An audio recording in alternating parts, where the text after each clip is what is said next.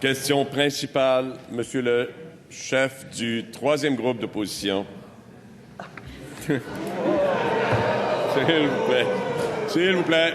On a eu plus de votes qu'eux, à l'élection. Monsieur le Président, la question à 1 milliard de dollars. Le premier ministre, au nom de la Coalition Avenir Québec, s'est engagé à récupérer 1 milliard de dollars par année du trop perçu consenti aux médecins spécialistes. On a pris le même engagement au Parti québécois. C'est important. L'argent servirait évidemment à assurer des meilleurs soins, l'accessibilité, nous dégage des marges de manœuvre pour atteindre les objectifs du gouvernement. Et en ce sens, on soutient le gouvernement pour qu'il obtienne ces sommes. Or, aujourd'hui, on apprend que l'offre des médecins spécialistes, c'est 250 millions de dollars par année, puis on n'en parle plus. Alors, j'ai besoin d'une assurance de la part du premier ministre à l'effet que dans les sommes qu'il va aller récupérer, ça ne sera pas en deçà de 1 milliard de dollars par année, donc 4 milliards de dollars dans son budget. Monsieur le Premier ministre.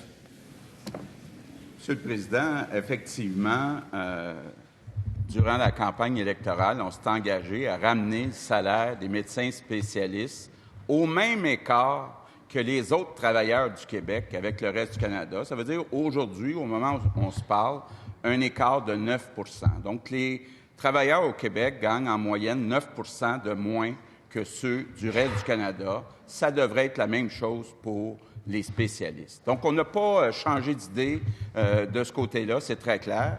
Le président du Conseil du Trésor a aussi annoncé que les sommes qui vont être récupérées vont être investies en santé pour améliorer les services aux Québécois. Donc, Monsieur le Président, on a entendu que la Fédération des médecins spécialistes a fait une offre qui est insuffisante.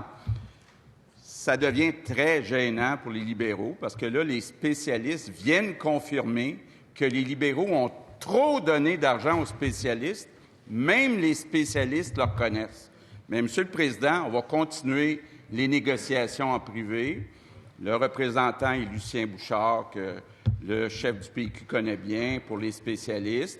Les négociations avancent. On va laisser les gens négocier. Moi, j'ai très confiance au président du Conseil du Trésor. Première complémentaire, Monsieur le chef du troisième groupe d'opposition. Vous comprenez bien, Monsieur le Président, que l'assurance que je veux obtenir, c'est que ça ne sera pas en deçà d'1 milliard de dollars, que c'est l'objectif du gouvernement, ce qui va lui permettre de réaliser des projets qui lui tiennent à cœur, qu'on pourra lui proposer également. On souhaite la réussite de cet engagement-là. Donc, plus clairement encore, j'aimerais ça que sur la base des chiffres, parce qu'ils ne rendent pas publics les chiffres jusqu'à maintenant, à tout le moins, que ça ne sera pas en deçà d'1 milliard de dollars par année sur 4 ans. Monsieur le Premier ministre.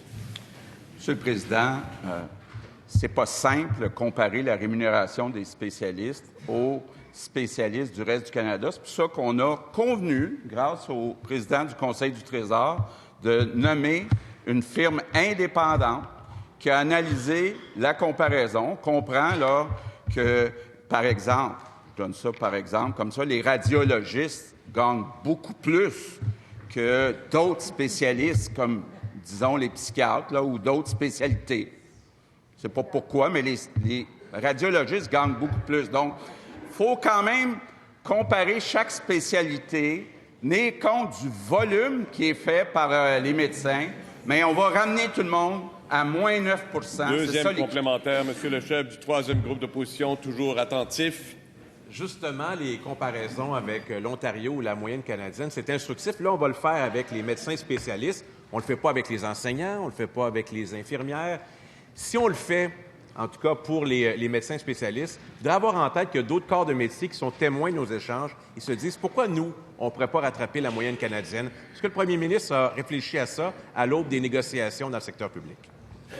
Monsieur le Premier ministre. Monsieur le Président, malheureusement, les gouvernements qui se sont succédés au cours des dernières décennies ont choisi de donner la même augmentation de salaire à tous les travailleurs. Pour la première fois dans l'histoire du Québec, le président du Conseil du Trésor va faire des offres qui sont différenciées. Par exemple, on l'a annoncé, les préposés aux bénéficiaires, on a de la difficulté à les recruter. Effectivement, sont moins payés, toute proportion gardée, que d'autres travailleurs. Donc, on va leur proposer des augmentations plus intéressantes. Donc, Monsieur le Président, pour la première fois dans l'histoire du Québec, oui, on va tenir compte du En marché terminant. et ça sera une première.